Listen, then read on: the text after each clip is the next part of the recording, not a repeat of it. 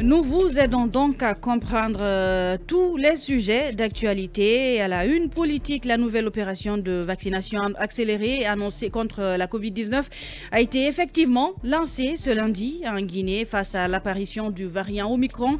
Et pour faire face à la menace qui plane sur l'Afrique, les autorités du pays ont donc décidé de relancer la campagne de vaccination. Le coup d'envoi s'est déroulé à Koya. Il a été présidé par le président de la transition.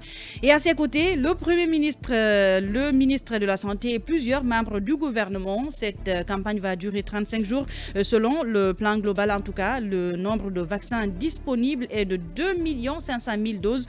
Le colonel Mamadi Doumbouya a exhorté les Guinéens à se faire vacciner en ces termes. Je cite, si nous avons décidé d'aller à la mort le 5 septembre dernier, c'est parce que la vie de tous les Guinéens compte à nos yeux. Et après les rumeurs sur un malaise donc existant entre lui, le président de la transition et son premier ministre, on les a vus ce lundi comme les meilleurs amis du monde. Décryptage dans cette émission avec les talkers du jour. Et puis réunion de plusieurs coalitions de partis politiques ce lundi à Conakry. Une réunion à huis clos qui a réuni plusieurs acteurs politiques dans un hôtel de la place afin de se réorganiser donc face à la junte. La période de grâce accordée à celle-ci prendra-t-elle fin 3 mois après l'avènement de la junte au pouvoir? Quelques heures après donc le début de la réunion, quelques participants ont quitté la salle avant la fin. Parmi ceux qui sont partis, le président de l'ARENA, Dr Sékou Kouressi Kondé. Et justement, pour en parler, nous aurons au téléphone Dr Ousmane Doré. Il est président du parti MND. Et dans un bâton rompu dans ce studio, on parlera du congrès de l'UPG qui a été annoncé et qui s'est bien tenu avant-hier. Et sans surprise, maître Jean-Alfred Matos a été élu président du parti de l'ancien Premier ministre, donc Jean-Marie Doré. Quel avenir pour le parti de ce dernier avec ce bicéphalisme? On aura comme invité dans un bâton rompu maître Alfred Matos lui-même. Et je rappelle qu'on a essayé d'avoir Jacques Bonimi qui a préféré ne pas s'exprimer pour le moment sur la question.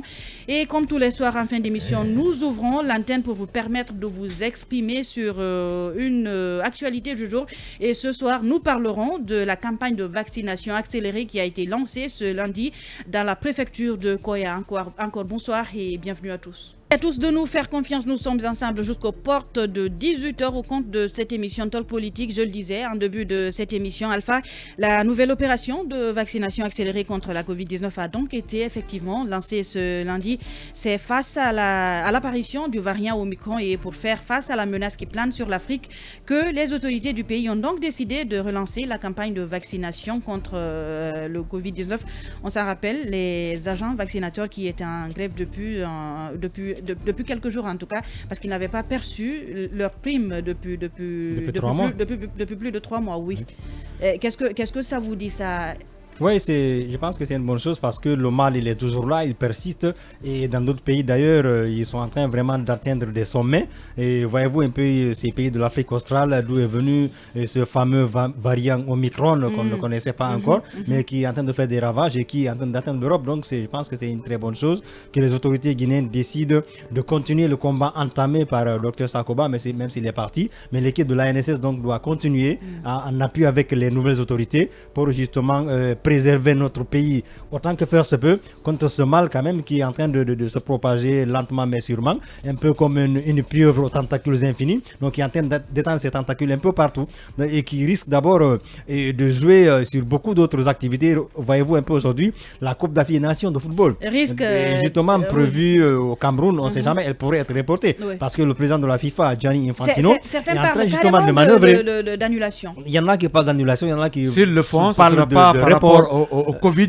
Pourtant, c'est le motif qu'on est en train d'évoquer. Pourtant, c'est le montant qui est en train de... Les joueurs africains quittent le territoire parce qu'après, ils vont repartir, ils pourraient repartir justement, soit avec le virus ou alors carrément empêcher les clubs en tout cas de bénéficier de l'expertise de ces joueurs-là. Maintenant, pour revenir un peu au sujet dans son essentiel, il faut dire que c'est très bon. On a même vu le colonel Mamadi Doumbouya qui lui-même s'est fait vacciner.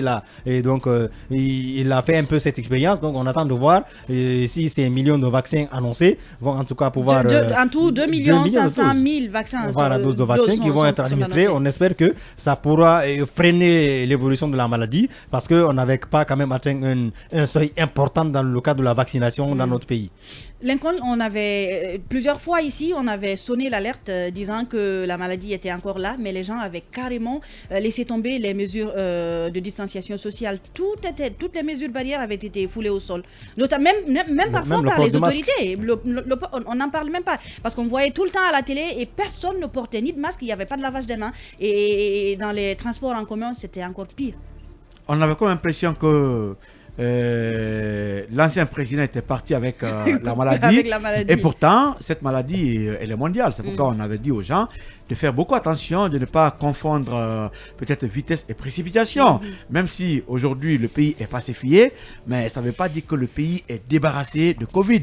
Même si Covid a été politisé, mais Covid n'est pas parti. Non, il faut tout le temps qu'il aille sur ce terrain-là. Jamy, Oui. Covid a été politisé. Covid a été une opportunité pour certainement diriger avec une main de fer. Mais qu'à cela ne tienne, Covid existe. Oui, mais c'était une réalité, la maladie était là. On l'a surévalué aussi à l'époque, Jamy. Depuis que les barrages ont été levés, l'ambiance nocturne, Jamy, on met ça de côté. Mais la maladie existe. Nous, on encourageait à ce que les gens aillent se vacciner. À un moment donné, la vaccination était abandonnée. Aujourd'hui, le problème, c'est quoi? Tous les tintements, tous les bruits qu'on a effectués, qu'on nous dise combien de Guinéens ont été vaccinés. Oui. En fait, l'autre problème aussi, c'est qu'on se rappelle qu'il y avait une sorte d'interdiction pour les agents de l'Agence nationale de sécurité sanitaire dans la communication. On a essayé d'avoir quelques-uns aujourd'hui, mais ils nous disent que l'interdiction, elle persiste encore. Donc, ce serait bien qu'ils lèvent cette interdiction et que ces gars puissent s'exprimer et qu'on ait plus d'informations là-dessus. Expliquer le processus et où on en est depuis que ça a commencé.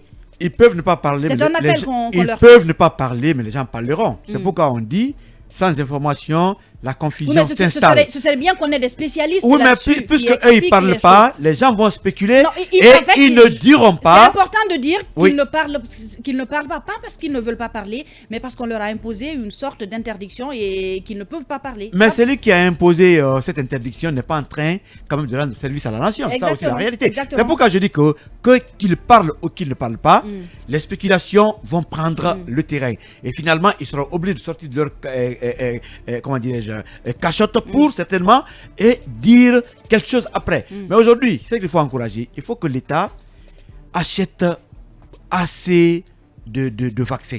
On en a besoin.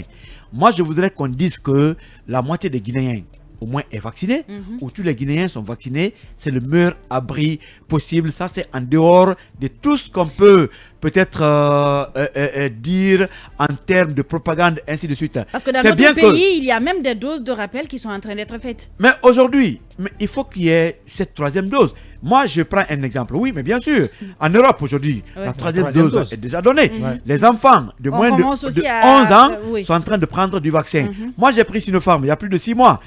Pfizer ou Johnson, je viendrai prendre une autre dose. L'État, les autorités devraient quand même encourager les citoyens à aller vers une troisième dose, puisque c'est de ça qu'on a besoin aujourd'hui, en dépit de tout ce qu'on est en train de faire. Heureusement que cette campagne est lancée, et heureusement que, parce que le Guinéen aime beaucoup de bruit, avec le bruit des médecins, finalement, les 2 mois de rappel ont été assurés. Mais ce n'est pas encore terminé, parce que ces médecins, on leur doit encore pratiquement de l'argent. Il ne faut pas s'amuser avec la santé publique. C'est pas du tout bien.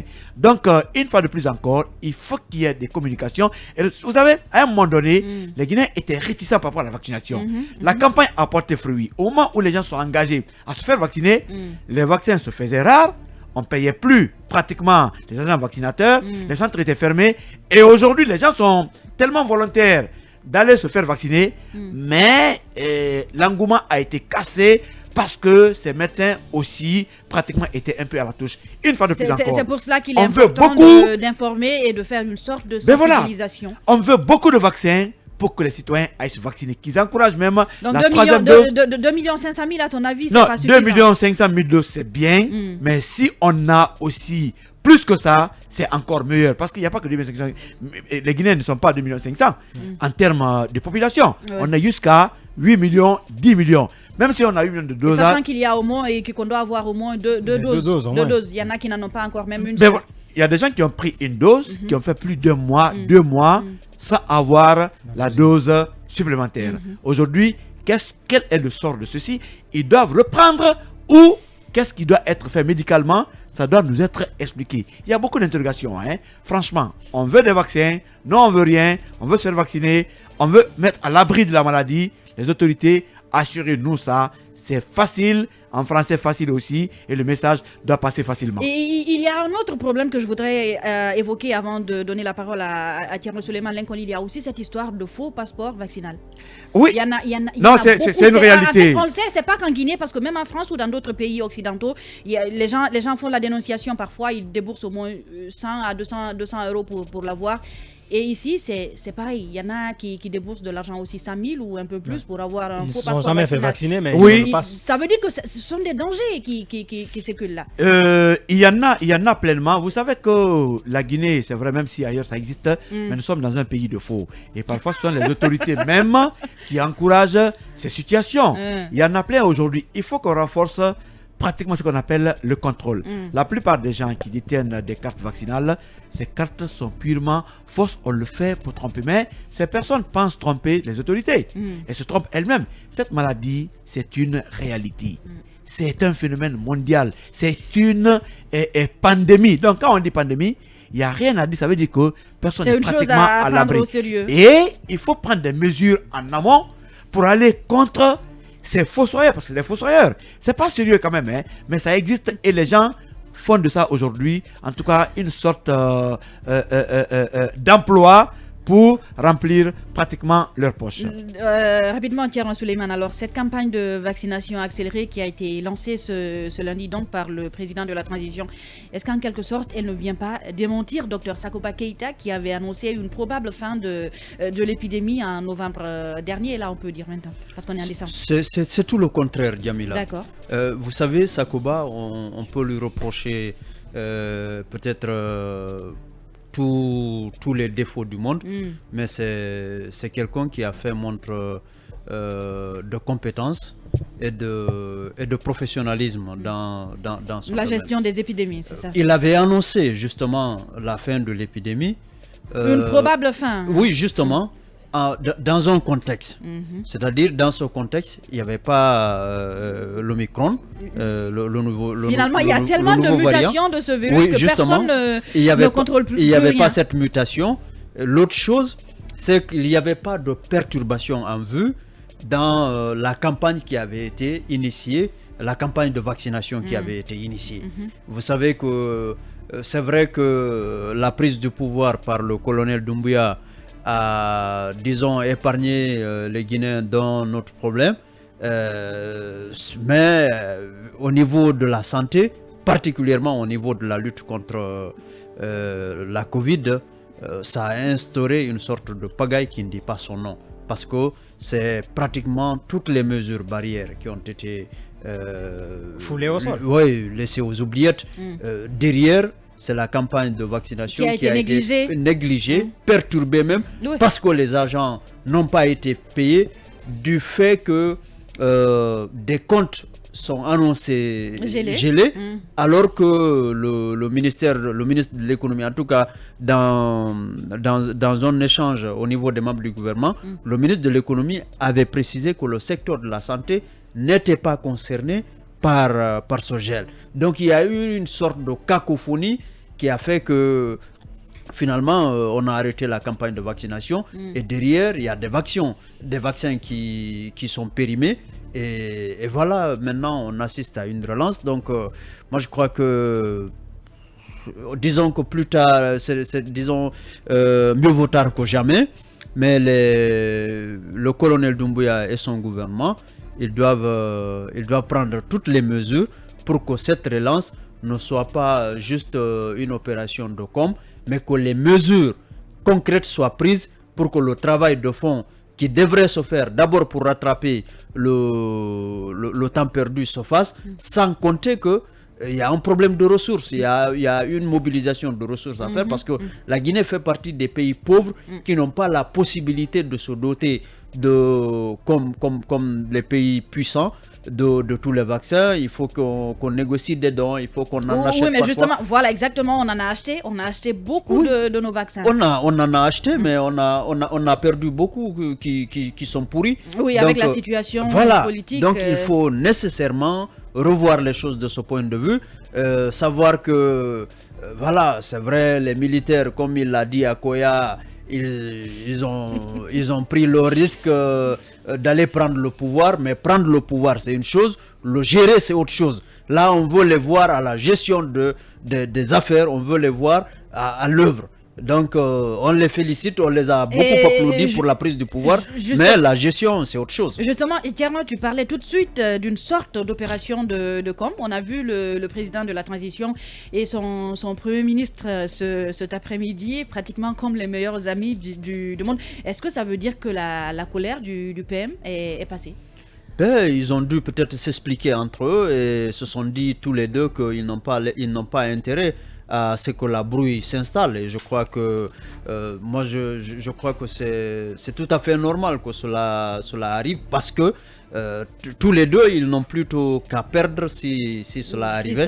Donc je crois que ils ont dû en monsieur, pour ne pas dire grand garçon, se retrouver en responsable, laver le linge sale. Et surtout, j'espère que ce genre de bruit ne reviendra pas prochainement, parce que c'est de nature vraiment à entamer la confiance et même à jouer sur la stabilité de tout ce qui est en train de se construire depuis leur arrivée. Mais encore une fois, cela ne pourra s'obtenir, en tout cas que quand on va garantir que les choses se passent dans les règles de l'art, que le président reste président, que le Premier ministre, son Premier ministre reste vice-président, qu'il n'y ait pas de chevauchement dans les rôles, parce que sinon, à un moment donné, ça risque de ne pas marcher. Lincoln, des choses ont été forcément dites à l'interne qu'on ne sait pas.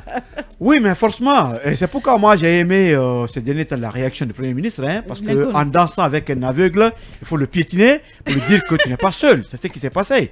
Attendez. Ça veut dire qu'il a donné un coup de pied à Mamadi Doumbouya. Mais il fallait qu'il donne. Doumbouya, c'est un militaire, un légionnaire, mais comment on l'appelle, Mohamed Beabogui est un administrateur, un fonctionnaire international. Donc c'est le patron de l'administration. Même si c'est le président qui nomme, mais l'administration a pour patron le Premier ministre. On ne peut pas venir danser dans votre champ. Dans les faits, c'est pas le cas. Hein. Écoutez. Oui, mais on parle de ce qui doit être normal. De ce qui doit se faire. Ok, d'accord. Sinon, dans les faits, c'est autre chose. C'est pourquoi j'ai dit que certainement, des choses ont été dites. Comme le dit l'autre, l'eau s'est stabilisée. Sinon, l'eau était en train de monter. L'eau s'est stabilisée. Et aujourd'hui, la preuve, vous avez vu le geste du président vers son grand frère. Parce que, en dépit d'être président et premier ministre, c'est son grand frère. 41 ans, comparé à quel âge? J'ai une appréhension, pour ne pas dire un doute. Parce que, quant à le réveil, j'ai l'impression qu'il y a eu un réveil tardif de la part du Premier ministre.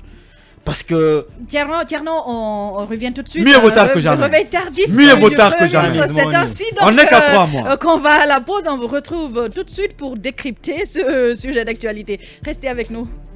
Merci de votre fidélité. Merci à Ibrahim Khalil Diallo pour ces informations. Il est 17h passé de 6 minutes. Nous sommes ensemble jusqu'aux portes de 18h au compte de cette émission Talk Politique de ce lundi, le premier numéro de cette semaine. Et avant de passer, on prend quelques-uns de vos messages. On prend un premier, Peuple éduqué. Il dit bonsoir Talk Politique. Et à toute l'équipe, le colonel a montré qu'il est à l'écoute du peuple. Dès que l'opinion l'interpelle sur un fait, il rectifie le tir.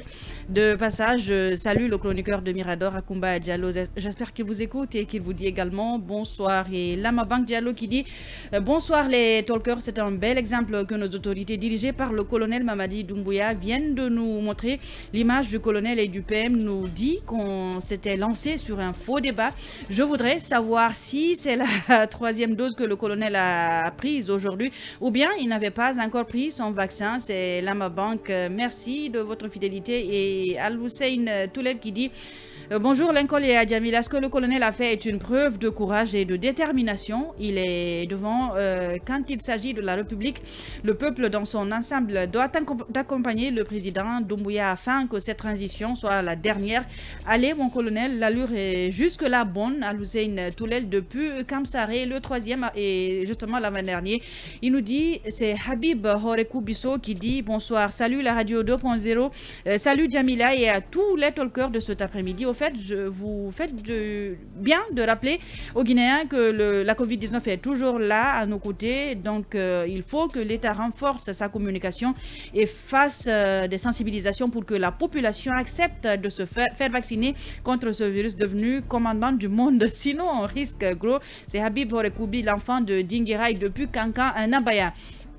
Et Bolokada Tourama qui nous dit bonsoir mes talkers politiques, nous devons accepter de se faire vacciner contre cette maladie qui angoisse tout le monde entier, mais il y a des individus qui s'interposent toujours pour ça. Nous demandons donc aux nouvelles autorités de multiplier la sensibilisation à l'endroit des personnes qui ne veulent pas collaborer. Ensemble, luttons contre cette maladie. Bolokada Tourama, l'enfant chéri de Dingirai, communicant du RPG Arc-en-Ciel. Volcom, merci à vous, merci. C'était là les messages des auditeurs. On revient donc dans ce studio. Je le disais, la nouvelle opération de vaccination accélérée contre la Covid-19 a effectivement été lancée ce lundi en Guinée face à l'apparition du variant Omicron et pour faire face à la menace qui plane sur l'Afrique. Les nouvelles autorités du pays ont donc décidé de relancer la campagne de vaccination. Le coup d'envoi s'est déroulé à Koya. Il a été présidé par le président de la transition. À ses côtés, le Premier ministre de la Santé et plusieurs membres du gouvernement. La campagne va donc durer 35 jours selon le plan global. On en parlait tout de suite. On a Tierno, je le disais, on a vu le Premier ministre de la transition et tu répondais à Lincoln et le président de la transition, oui, carrément comme les meilleurs. Et tu disais que Béa s'est réveillé, mais est-ce qu'il ne s'agit pas d'un réveil tardif? Ben oui, je me pose bien la question parce que... Et Lincoln n'est pas forcément d'accord avec Non, justement, là-dessus, c'est simple. Il ne s'agit pas de l'opinion, il s'agit de constat. Le Premier ministre, en temps normal, il doit avoir son mot à dire depuis la composition du gouvernement. À plus forte raison, le reste de l'administration qui devrait d'ailleurs élever des ministères des ministères sectoriels. Tu penses que ça n'a pas été le cas? Non, mais c'est des décrets sur toute la ligne. C'est des décrets qui nomment les gens. Pratiquement, tu n'as pas le choix. On t'impose des gens comme ça. Donc, le Premier ministre, je crois que c'est là d'abord qu'il devrait attirer l'attention du président de la République pour au moins donner son avis sur le profil et même le choix carrément des personnes. Parce que quelqu'un nous faisait remarquer la dernière fois. Il a peut-être pu valider toutes ces personnes, mais à l'interne, ne connaît pas toutes les infos. Non, ça me surprendrait. Je crois que vous-même, vous ne croyez pas à ça. Donc, je crois que plutôt, mettons ce qui s'est passé dans le cadre d'une brouille passagère et que, en espérant que tous les deux, disons, ils vont chacun se dire je suis là dans le cadre d'un travail bien déterminé, je dois agir dans la limite de mes prérogatives, y compris bien entendu le président de la transition, donc pour que les choses se passent le mieux possible. Lincoln, une réaction à ce que Tierno disait? Non, bon, ce qui est intéressant dans ça, Tierno sait bien que il y a juste 2 mois que les deux hommes collaborent parce que Mamadi Doumbouya a fait un mois au pouvoir avant de donner son PM. Oui. Le PM n'a que 2 mois. Et pendant 2 mois, c'est vrai, beaucoup de choses sont passées et finalement, chacun désormais sait ce qu'il doit faire. Moi, je sais que les deux, avec tout ce qui s'est passé, ont essayé, au moins, sont entendus pour accorder leur violon. Le colonel Doumbouya sait qu'il ne peut pas aller avec cette transition sans son PM, il peut le démettre. Mais l'image que cela, en tout cas, en termes de coût, c'est pas supportable pour le régime de la transition. Le PM sait forcément désormais qu'il doit montrer sa place puisque forcément c'est un coup d'état militaire qui est venu le 5 septembre, mais le gouvernement est civil et le patron de l'administration, je réitère, reste lui le PM. Donc, ça devrait être le PM. Non, je dis désormais, théoriquement c'est ça.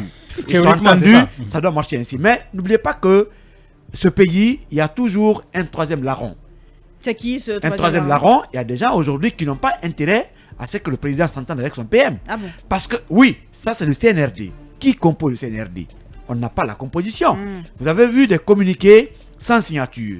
Des gens qui vont dire au président, écoutez, le Premier ministre allait prendre un engagement que le patron de la République, il n'a pas droit. Subitement, un communiqué sort. C'est un peu cela. C'est pourquoi aujourd'hui, on a intérêt à ce que l'on ait la composition du CNRD. Mais qui compose ce CNRD là? Pour le moment, personne ne le sait. Personne ne le sait. C'est les forces de défense et de sécurité. Oui, mais c'est ça aussi le problème. Il y a des gens aujourd'hui qui sont en train d'œuvrer à l'ombre pour ne pas que la transition réussisse, parce qu'il y a beaucoup de Guinéens qui vivent s'il y a des crises. Ça commence à aller. Et justement, parlant de la validation de ces noms de personnes qui doivent être nommées, on apprend qu'il y a une autre commission qui est là, qui n'est pas du tout sous l'autorité du Premier ministre. Oui, mais c'est cette commission casting qui aujourd'hui reçoit les dossiers, les validés, et qui est en train de mettre dans le Premier ministre système, n'est pas passé par là. et qui met dans le système la plupart des promoteurs du troisième mandat. C'est un peu cela. Donc, si vous voyez cette commission, vous vous rendrez compte que c'est des gens qui ont déchiré leur veste dans le temps. Donc, une fois de plus encore, aujourd'hui, ce que moi j'ai apprécié, c'est que le président est plein de bonne volonté. Il écoute le public. Mais désormais, il ne faut pas qu'il soit réactif. Il faut qu'il analyse des situations avant de prendre des décisions. Et qu'il anticipe. C'est ce que nous voulons, en tout cas en termes de gouvernance dans cette transition. Merci, Lincoln.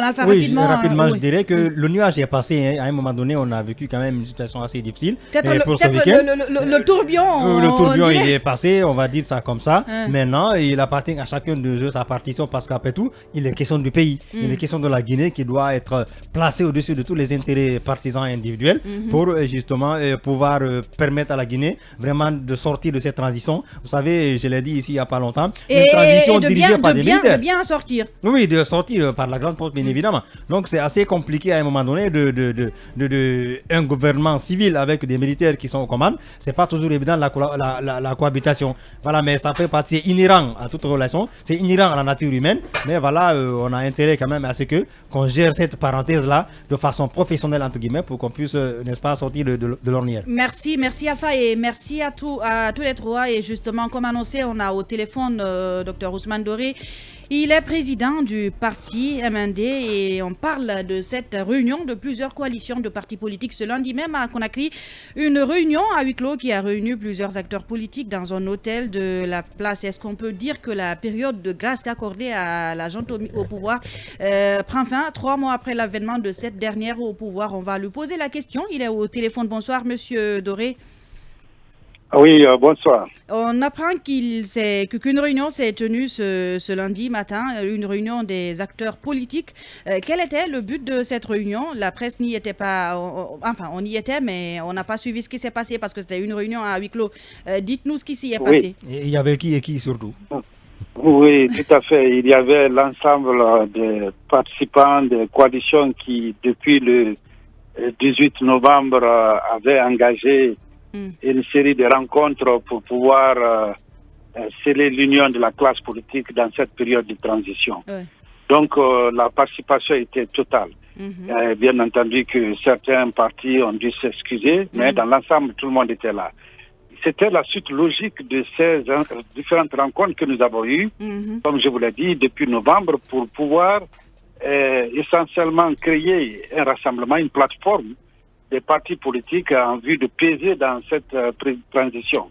Et donc, il vous souviendra que nous avons dû, dans ce contexte, relever un défi qui était la répartition, la désignation de nos représentants au CNT, ce qui n'a pas été un exercice si facile. Mais en tout état de cause, notre objectif final, c'était de dire de quelle manière on peut se rassembler pour pouvoir engager les discussions formelles avec la junte, avec les autorités de la transition. C'est de cela qu'il était question aujourd'hui. À ce niveau, docteur, il y a un passif qui n'était jusque-là pas soldé. C'est la contradiction, pour ne pas dire l'opposition, apportée par des coalitions comme la CORED. Est-ce que justement le problème là s'est réglé? Bon, pas exactement. Vous savez, nous avons lancé la machine, le train est en marche. Oui. Et je peux vous dire, sur les 5 coalitions qui composent l'intercoalition que dirige l'Haj Mamadou Sylla, et 3 d'entre ces 5, parmi ces 5, ont déjà rejoint notre marche. Oui. Et je peux vous dire donc que à ce stade, même la CPR, qui est une coalition aussi qui avait claqué la porte après la redistribution des postes au CNT, aujourd'hui était présente à cette réunion. Donc le rassemblement est en marche. La question qui est posée devant les acteurs politiques aujourd'hui, c'est qu'on ne peut pas aller à rang dispersé, faire connaître des positions diverses devant un CNRD qui aujourd'hui est en train de finaliser et lancer véritablement les gros éléments de cette transition. Il faut se rassembler, il faut créer un cadre. L'appel que nous avons fait, je vais dire le livrable de cette réunion, c'était la préparation d'un mémorandum que nous allons adresser au CNRD pour lui demander d'établir un cadre formel de concertation permettant à la classe politique rassemblée de faire des propositions concrètes, des recommandations pour la bonne marche de la transition. Lincoln. Alors aujourd'hui, peut-être 3 mois après la prise du pouvoir par les militaires, vous vous rendez compte qu'il n'y a pas de passerelle de dialogue entre la classe politique et les militaires. Et pratiquement, comment vous faire entendre en dépit de ces propositions, puisque parmi vous, nous apprenons que certains partis avaient boudé la réunion, et comment faire de sorte aujourd'hui qu'il n'y ait pas de voix dissonante? Bon, écoutez, les partis resteront toujours les partis politiques. De quoi il est question ici? C'est un rassemblement pour dire que individuellement, on ne peut pas compter. Il est clair que cette passerelle-là dont vous parlez doit être établie et nous, à rassembler au sein de cette plateforme-là, nous débattons des questions de fond de la transition, des questions portant, par exemple, sur la durée de la transition, nous débattons des questions portant sur les audits, les questions portant sur, si vous voulez, le fichier, le toilettage ou la réforme du fichier. Ce sont des questions importantes et au-delà même de la mise en place du CNT, ce sont des questions pour lesquelles on souhaite communiquer nos avis, nos recommandations au CD. Et je crois que tant qu'on n'arrive pas à ça, il est clair que, bon, vous savez, la classe politique pourrait être mise de côté, dans le sens qu'elle ne pourra pas s'exprimer d'une seule voix. Je suis certain que vous avez écouté beaucoup de nos collègues ou des partis qui ont pris déjà les médias et qui ont exprimé des points de vue. Tout ça, c'est possible dans une démocratie. Mais nous voulons une transition inclusive et apaisée. Et pour cela, nous pensons que la classe politique, qui est l'élément clé dans une transition politique, doit pouvoir se réunir, se rassembler, discuter des sujets et faire des propositions concrètes. Voilà de quoi il s'agit et nous pensons que la réunion d'aujourd'hui a clairement défini et jeté les bases pour ça. Nous allons envoyer ce mémorandum et attendre du côté du CNRFD la mise en place de ce cadre de concertation. On apprend que Dr Gouressi aurait claqué la porte. Je veux savoir également si le RPG était présent à cette réunion. Bon, Dr Gouressi n'a pas claqué la porte, il était là, il a suivi tous les débats, il s'est engagé, il est venu, comme d'ailleurs les partis politiques qui n'appartiennent pas à des coalitions données, il est venu apporter une contribution significative et même il a plaidé son soutien pour les démarches futures, puisqu'il était médiateur ici. Et donc, voilà ce qu'on a retenu de son passage. Le RPG était là, Lincoln le demandait. Oui, le RPG aujourd'hui n'est pas venu, bien qu'ils aient reçu la lettre, ils ont quand même appelé pour dire qu'il y avait des contraintes. C'est comme le PIP d'ailleurs qui avait une cérémonie à Bouramaya, à Bofa. Donc, il est clair que dans l'un comme dans l'autre, ce n'est pas des absences qu'on a considérées comme des défections. Oui. Ce sont des gens qui sont sur notre plateforme numérique. Oui, qu'en est-il de Mamadou Sylla de l'UDG? Mamadou Sylla, oui, je vous ai dit, il y a 5 coalitions qui composent son intercoalition. Oui. Mamadou Sylla, lui, dirige la CORED et il y a une autre coalition qu'on appelle ADC BOC. C'est les deux qui ne sont pas venus. Alors, de toutes les façons, nous sommes dans une démarche inclusive. Ils vous diront que les lettres sont venues, ils ont émergé. Mais si on n'a pas eu de représentation... Vous n'avez pas eu de réponse? Bon, nous n'avons pas vu de représentants venant de ces deux coalitions, bien que nous attendions quand même à des présences. Donc, ce qu'il faut dire, dans l'ensemble, les correspondances envoyées, les 90% ont répondu et étaient autour de la table. Maintenant, il est clair qu'il y a des cas où les gens n'ont pas pu venir. Il y aura une autre réunion. Nous sommes dans un processus qui se veut vraiment inclusif. Docteur, dans l'opinion, il y en a qui reprochent à la classe politique guinéenne de n'avoir de préoccupation que celle électoraliste. Là, vous évoquez les questions liées à la durée de la transition et puis également du fichier électoral, je pense. Et le dialogue également. Et pourtant, parallèlement à cela, il y a des problèmes de principe démocratique en amont. Par exemple, selon les principes de la charte de l'Union africaine en ce qui concerne le volet démocratie et gouvernance, il est prévu que les participants à un processus de perturbation dans un pays ne puissent pas prendre part au processus qui doit amener au retour de l'ordre constitutionnel. Mais parmi les acteurs politiques que vous êtes, on n'entend personne le dire, pendant que la démocratie, c'est l'ensemble de tout cela, ce n'est pas que des élections. Est-ce que vous êtes suffisamment républicain? Est-ce que vous êtes suffisamment préoccupé par l'avenir de ce pays, au-delà des questions de privilèges et de postes? Nous vous écoutons. Bon, écoutez, vous ne pouvez pas quand même jeter des spéculations sur la classe politique. Non, c'est un constat. C'est un constat, c'est pas de la spéculation. Une question. On n'a entendu personne d'entre vous, docteur, là-dessus. Peut-être que c'est l'occasion. Oui, je vous dis simplement, nous avons une démarche. Notre démarche est bien pensée. Nous nous sommes dit que ça ne sert à rien. Nous avons connu des transitions passées ici. Ça ne sert à rien d'avoir à faire ces échanges par voie de presse ou alors des attaques ou des critiques ici et là.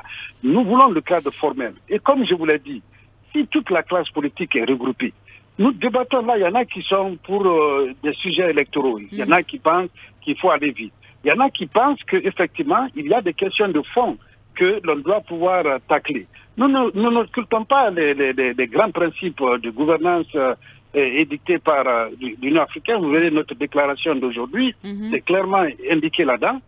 C'est-à-dire que, en fait, nous nous inscrivons dans une démarche qui se veut responsable.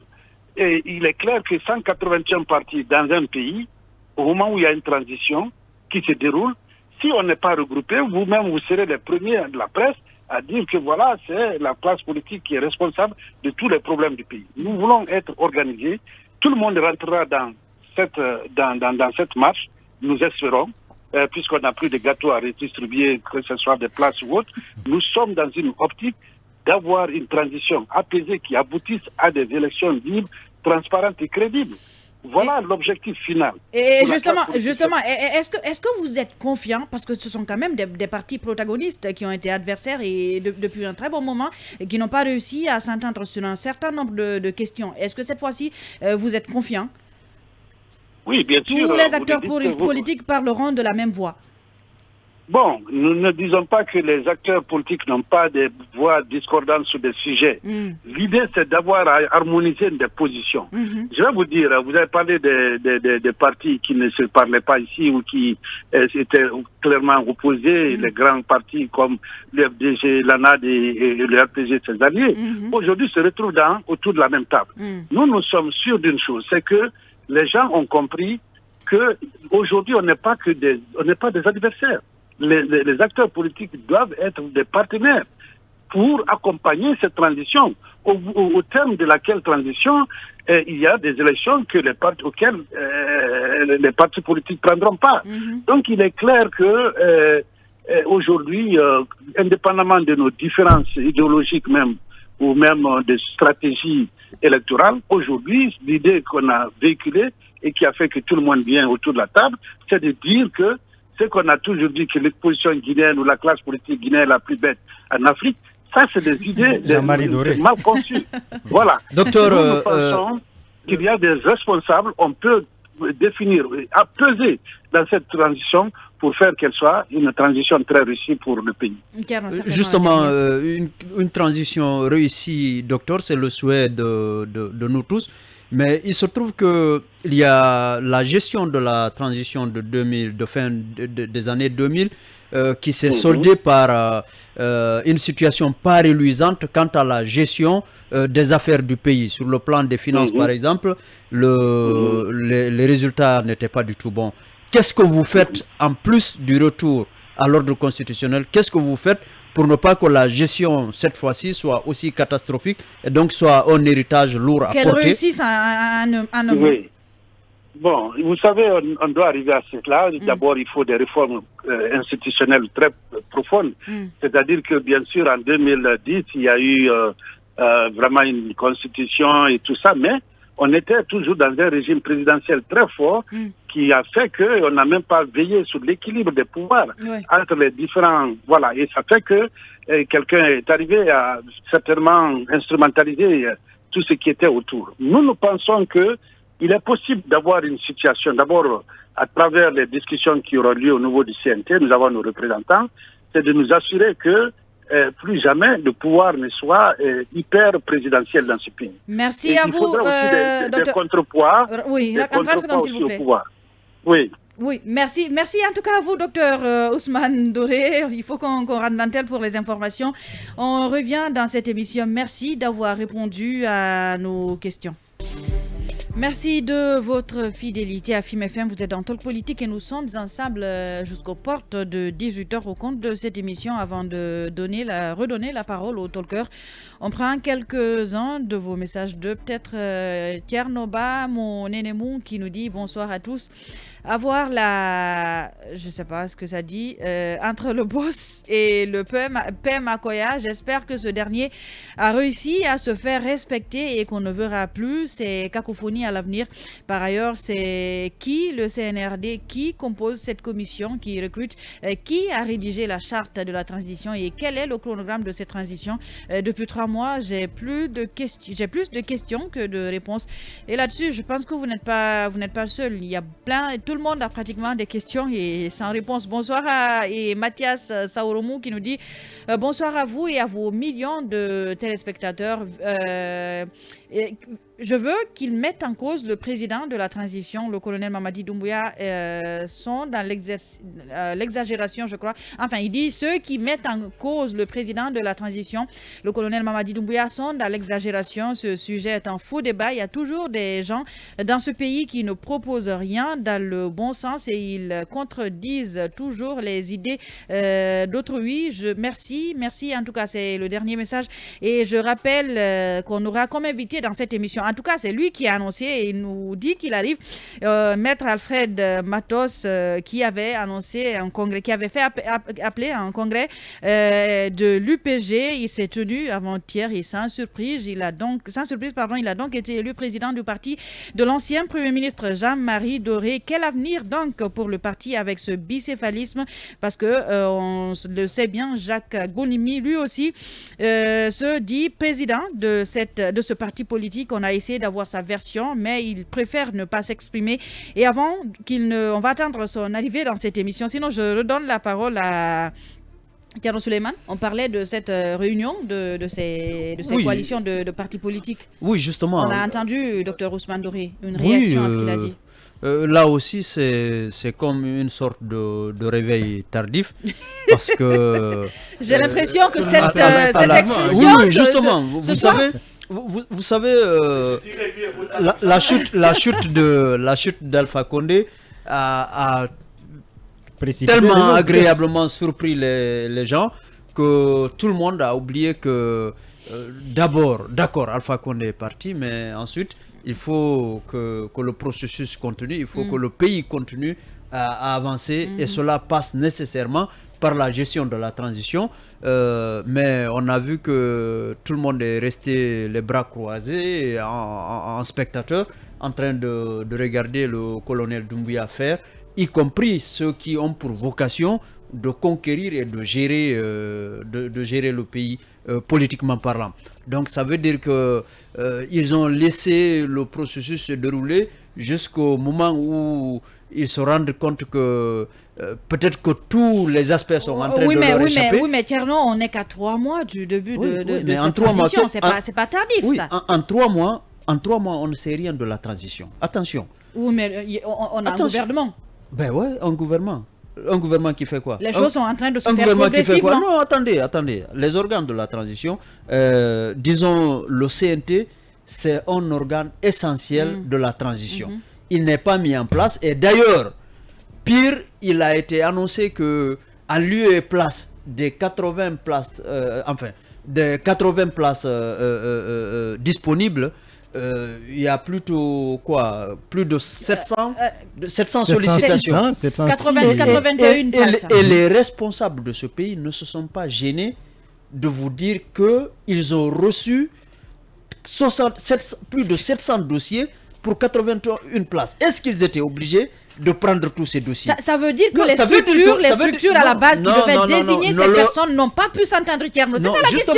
Justement non. Pas forcément. Elles ne se sont pas entendues. Elles ne se sont pas entendues. C'est dû au manque de critères bien définis. Parce que les autorités n'ont pas défini des critères clairs. Elles ont été évasives. Pour dire aux gens, tout le monde ne peut pas prétendre être au CNT parce qu'il y a un certain nombre de préalables. Là aussi, je vois moi, je comprends le CNRD, justement. Le CNRD craignait d'être taxé d'avoir écarté certains. Pourquoi beaucoup n'ont pas crié à l'exclusion quand le gouvernement a été mis en place? Est-ce qu'ils ont posé la question à quelqu'un de savoir comment ils vont mettre en place leur gouvernement? Pendant que lors de la transition passée, c'est différent. C'est pas la même chose. C'est une question de principe. Soit on est d'accord pour le consensus et c'est sur toute la ligne, soit on n'est pas pour le consensus, on décide et on assume les conséquences.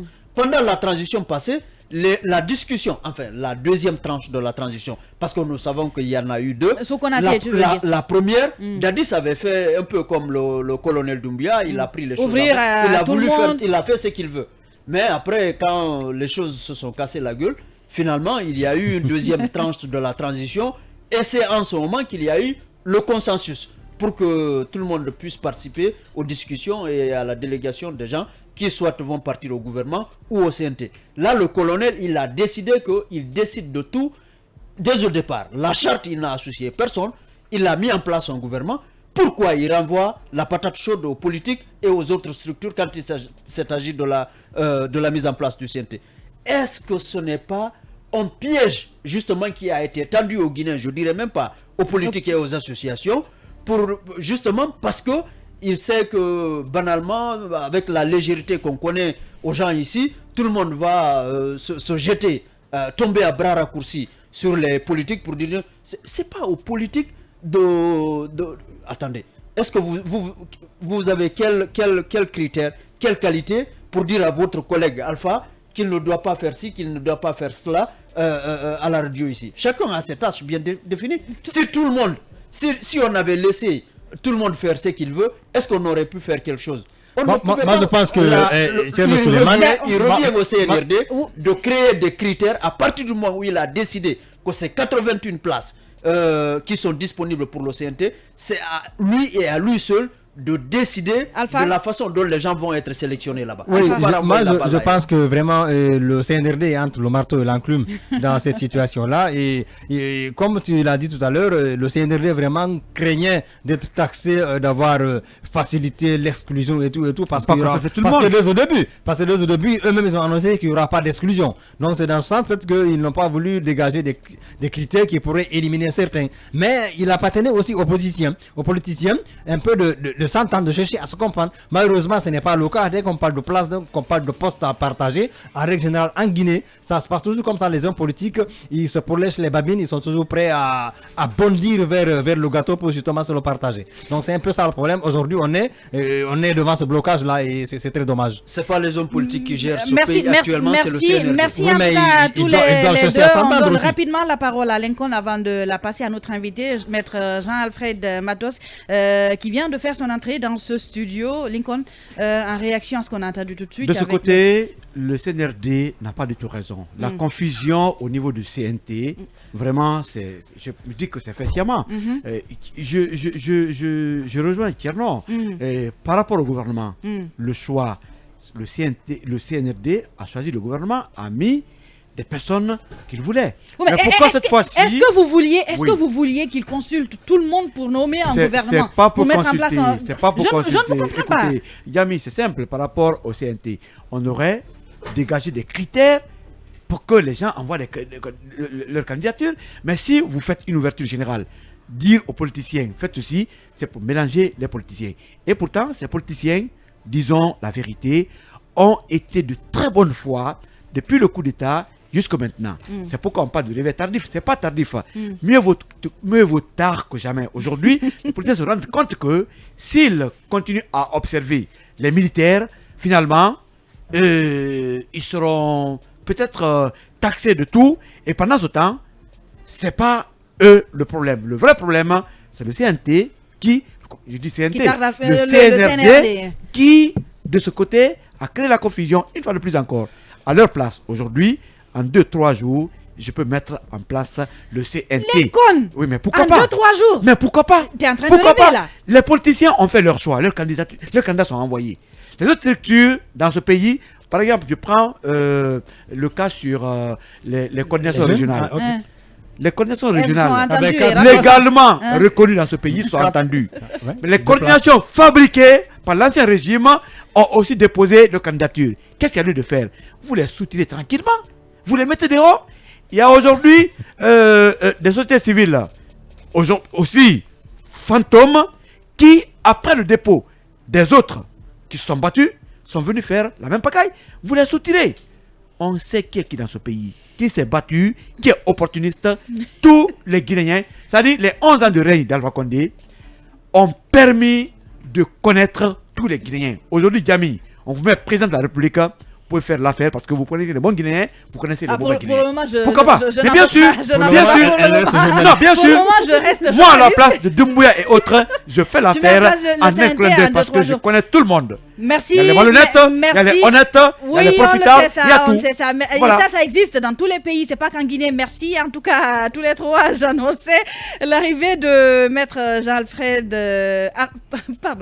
Alfred Matos, c'est exactement ça.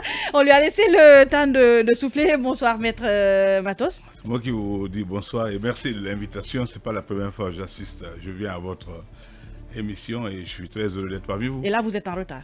Écoutez, le délai de route, j'avoue que je suis en fait dans un deuil. J'ai perdu mon beau-père, je suis en train d'évacuer mes beaux-parents en ce moment. Nous en sommes désolés et toutes nos condoléances. Je dois aller à l'aéroport de ce pas après votre émission. Non, on ne vous prendra pas beaucoup de temps. Lincoln, alors, nouveau président de l'UPG, il y a eu un congrès. Est-ce qu'on peut parler encore de l'autre faction, de l'UPG? On parle de l'UPG court. Que s'est-il passé? Planter le décor par rapport à ce congrès. Bien, écoutez, d'abord, je vous dis, pour planter le décor, je ne suis pas le nouveau président. Je suis le président reconduit. Dans la vie juridique de tout parti, vous avez 3 plateformes. La légalité, nous avons été agréés en 92 sous feu Jean-Marie Soumaoro-Doré, les pionniers de notre démocratie. À sa mort, il y a eu un 4e congrès où j'ai été élu. Entre le 4e et le 5e qui vient de se passer, il y a eu un congrès extraordinaire qui a élu Jacques Bonomi. Donc je ne rentrerai pas dans la syntaxe de ce qui s'est passé. Ce que je puis vous dire, c'est que le congrès qui s'est tenu du 17 au 18, avec 120 délégués convoqués et 81 délégués qui ont répondu présent, il y a eu un congrès ordinaire, mais qui est un congrès du consensus, puisque nous sortons d'une crise. Il fallait tirer le verre du fruit. Cela a été fait. Donc, les congressistes ont porté encore confiance à l'équipe ou à ma personne, puisque c'est le président qui est élu et qui met une équipe face aux congressistes pour leur confiance. Voilà ce qui s'est passé le 17 et le 18. Donc, nouveau président, j'accepte. Un président reconduit, je le préfère. Vous préférez Est-ce que le chantier désormais, c'est le rassemblement, puisque, et quoi qu'il en soit, il y a d'autres qui ne sont pas contents, il y a l'autre faction qui est un peu éloignée. Est-ce que vous allez œuvrer au rassemblement de l'UPG désormais? Comment vous allez vous y prendre? Ou bien c'est le parti réunifié qui a fait le congrès et donc qui a décidé unanimement que ce soit vous le président reconduit? Pour votre gouvernement, il y a un comité de médiation qui a présidé à cette crise depuis 2019. La famille biologique, d'une part, et les anciens, qu'on appelle les vétérans de l'UPG, qui se sont penchés sur ce malade qui était sous perfusion. Passez-moi l'expression. Le parti, Le parti, bien sûr. Voilà. Merci. Je préfère me l'approprier tout de suite. De 2019 à 2020, il y a eu 1 an qui se sont passés. Et la résolution du comité de médiation nous disait d'aller au Congrès. Il y a eu 3 factions. La faction Henri Pogomou qui faisait l'intérim après la mort de Feu Jean-Marie Doré. Il y a eu ma tendance qui a été élue en 2016 et la tendance de Jacques Bonomi en 2019. Donc aujourd'hui, tout ça c'est du passé, mais c'est un congrès du consensus. Ça veut dire quoi? Ça veut dire que la porte est encore ouverte. Ça veut dire que dans un parti, c'est comme un train avec des escales ou des gares. Il y en a qui descendent, qui montent. Donc aujourd'hui, le train de l'UPG avance, mais n'exclut personne. Oui, mais là, ça sonne l'effet accompli devant les autres. Pourquoi pas avoir soldé cela, réglé ce passif-là avant d'être allé au Congrès? Ça n'aurait pas facilité les choses aussi. Écoutez, nous sommes légalistes et il y a la légitimité. Je vous ai dit qu'il y a un comité de médiation qui a siégé depuis 1 an, qui a écouté toutes les parties. Les militaires à la base nous ont sommés d'aller au Congrès et celui qui a des prétentions électorales peut venir se présenter ou une ligne politique à défendre. C'est ce qui s'est passé le 17 et le 18. Un point, c'est ce qui s'est passé. Moi, dans ma tendance, j'étais dans un mandat de 4 ans qui a été, semblerait, interrompu en 2019. Je me suis soumis à ce que j'appelle une crise parce qu'effectivement, il n'y a pas de... Vous ne la niez pas, cette crise? Non, je ne la nie pas parce qu'il faut se dire la vérité. Dans tout parti, il y a des crises, mais pour savoir raison garder, revenir. Aujourd'hui, ceux qui sont légitimes et souverains, c'est les délégués régionaux qui sont venus au nombre de 81 sur 120 qui ont posé les jalons d'un UPD de renaissance et qui, aujourd'hui, j'avoue, c'est un honneur, mais aussi... J'ai un gage. Le gage, c'est que cette crise-là ne revienne pas. Il y a même une résolution qui a créé un poste de politique, un poste d'affaires sociales et de règlement de crise. Qu'est-ce que vous permettez à Jacques Bonimi? Oui, justement, qu'est-ce que vous envisagez justement à propos de Jacques Bonimi et tous ceux qui n'étaient pas d'accord avec vous auparavant pour que tout le monde soit dans la même direction en tant que leader? En tout cas, si on s'en tient à ce que vous nous rapportez pour compléter ce que dit le confrère, il y a Jacques Bonimi qui dit qu'il attend que vous saisissiez le ministère de l'Administration parce qu'il sait qu'il est reconnu là-bas et qu'en 2019 il a été élu, donc il reste le président pour l'instant. Donc que répondez-vous et que comptez-vous faire pour se tirer de ce mauvais pas? Écoutez, moi je suis juriste. En parallèle des réformes, en 2016, il y a eu le même acte. Le ministère n'a pas vocation à gérer les partis. Vous faites un congrès, vous l'écrivez, il prend acte. En 2016, le ministère a pris acte de la nouvelle direction. En 2019, le ministère a pris acte de ce que le congrès extérieur a fait. Aujourd'hui, nous allons saisir le ministère. Votre gouvernement, avec le CNT, nous en déposons une liste qui n'a pas été rejetée. Et nous déposerons à temps opportun les résultats de ce congrès-là et nous recevrons acte. Donc, je vous dis, le ministère n'a pas vocation à s'ingérer dans la gestion interne des partis.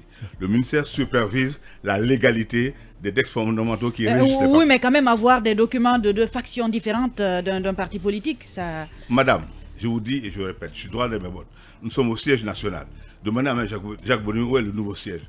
Il y a eu une médiation. Aujourd'hui, avant cette élection, avant ce congrès, nous avons organisé des symposiums à la mémoire de Feu Jean-Marie Doré. On a eu l'honneur d'avoir tous les partis invités. Quand vous dites vous, c'est tout le parti congrès, ou c'est la faction? Mais c'est une démocratie, madame. Seul Dieu a fait l'unanimité. Oui. Donc, une démocratie, il y a des pour et des contre. Est-ce que vous ne craignez pas une bataille judiciaire avec M. Jacques Bonimi qui pourrait aller au tribunal pour... C'est également mon inquiétude. Mais je vous dis déjà... Les jours à venir. Je vous dis déjà, il avait fait une sommation à ma personne, m'excluant du parti. Mais moi, je dis, seul le juge peut plaider à ça. Nous n'allons pas dans ce sens. Je vous ai dit que c'est un congrès du consensus. j'avoue, je n'ai rien contre M. Jacques Bourdin en tant que personne. Mais pour le devenir et pour le testament politique de Jean-Marie Doré, on ne mérite pas de ne pas être à la hauteur de ce qu'il nous a légué. Donc, j'ai une formule que je dis, nous sommes nécessairement complémentaires. Un seul ne peut pas faire le parti. Même moi, qui suis devant vous, je dis aux militants et à leurs délégués, allez prêcher la bonne parole, que tout ce que... C'est même pas Jacques Bonomi. Il y a beaucoup de personnes qui avaient désisté au niveau du parti. On va essayer de faire en sorte que l'offre politique que nous allons faire soit attractive, attractive du moins. Et puis, ensuite, il n'y a pas seulement que les militants de l'UPG. Nous avons une donne que nous allons mettre en place, c'est la troisième voie. C'est-à-dire que le renouvellement de la classe politique, comme a commencé maintenant le CRND, en termes de génération, nous dirons qu'il faudrait faire en sorte que la nouvelle génération, qui est une nouvelle classe politique, un renouvellement de la classe politique. Voilà le gage que j'ai tenu devant les militants. L'heure est à l'intercoalition en Guinée. Est-ce que les jours à venir, vous y prendrez part? D'ailleurs, les réunions des partis politiques, ça a commencé aujourd'hui pour que la classe politique conjugue la même voix devant les militaires. Est-ce que vous y pensez? Vous savez, avec 112 partis, c'est très difficile. L'UPG est un parti du centre. Le centre pour nous, ce n'est pas un point géographique. Le centre pour nous, c'est des hommes et des femmes qui ne se reconnaissent pas dans l'ancien vocable des partis traditionnellement connus. Je n'emploierai pas le mot des anciens partis. Nous voulons créer une nouvelle classe politique qui sont des jeunes hommes et femmes réunis qui aujourd'hui, parce que dans la politique, il y a ceux qui sont militants et ceux qui votent. Le vote utile et le vote sanction. Ce qui intéresse à l'UPG aujourd'hui, ce n'est pas de caporaliser, passez-moi l'expression, des militants qui vont venir tous les jours au parti et qui n'ont pas vocation à vous faire gagner les élections. Ce qui nous intéresse, c'est le vote des électeurs. Et le vote des électeurs, ça ne se prend pas dans les partis, ça se prend auprès d'une population qui n'a pas encore choisi. Et je pense que c'est les jeunes. Aujourd'hui, je me réjouis du 5 septembre. Pourquoi? Parce que le compteur est à zéro. C'est comme aux Jeux Olympiques. Tous les partis vont prendre le même départ. J'avoue que la transition qui a nécessairement une durée, à la fin de la transition, j'espère que l'UPG sera prêt pour pouvoir conquérir les suffrages.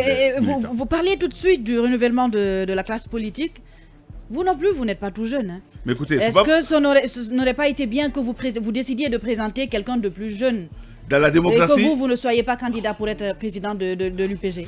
Cumulativement, maître, est-ce qu'il n'y a pas un problème de moyens qui se pose? Est-ce que vous n'utilisez pas les moyens à vos dispositions, les moyens matériels, je veux dire, pour justement entraîner un certain nombre de membres influents du parti aux dépens de vos concurrents? Je vous le concède, mais je dis, vous avez les membres du comité de médiation. Permettez-moi de citer leur nom. Le professeur Norbert Traoré, qui est professeur agrégé au cabinet dentaire de l'université Gabriel Nasser. Vous avez l'excellence Nawad Damé, et j'en passe. Vous avez le comité de coordination, la coordination forestière qui a un représentant. Ces personnes-là, j'avoue, il ne faudrait pas au moins les taxer d'être à ma botte. Passez-moi l'expression. Mais je dis et je répète, la bonne question, c'est pourquoi je ne me suis pas... On se présente volontairement. On ne force personne à être candidat. Vous auriez pu le proposer à quelqu'un d'autre, à quelqu'un de plus jeune. Il a dit tout à l'heure... Vous auriez pu le préparer depuis 2019 à cela. Qui va aller très loin, ménage sa monture. Madame, je ne vous le souhaite pas. Gérer un parti aujourd'hui en Guinée, ce n'est pas une sinécure. Mais je vous le dis, je ne suis pas là, je suis d'un fait politique. De mon père, Jean-Marie Doré, mon père a été le premier député de l'Assemblée territoriale française en 1957. Jean-Marie Doré était son directeur de campagne. Il n'y a pas de hasard. Si je le dis, j'ai été député, candidat à la députation en 1993 sur la bannière de la cause commune à Matam. Je suis dans un sociétal, j'ai été président du Oréal Club du Grand Matam il y a 20 ans. Pour passer la main... Raison de plus pour passer la main depuis 20 ans. Faudrait-il, pas décréter, mais faudrait-il passer la main, comme aux Jeux Olympiques, passer le maillet. Mais comment passer le maillet si on traverse une crise? Il fallait bien qu'après cette crise-là, au cours de mon mandat, je vous aviserai et ce sera opportun que vous veniez assister à la passation de flambeau. C'est un téléchargement. Merci. C'est un téléchargement. Merci en tout cas à vous, maître Jean, Alfred Matos. Merci d'avoir répondu à notre invitation. C'est moi qui vous remercie, mais je m'excuse du retard, le délai de route. On remettra ça un autre jour si tout va bien. Merci à tous de nous avoir suivis et merci à tous les talkers. Restez avec nous tout de suite. C'est Film Soir avec Ibrahima Khalid Diallo.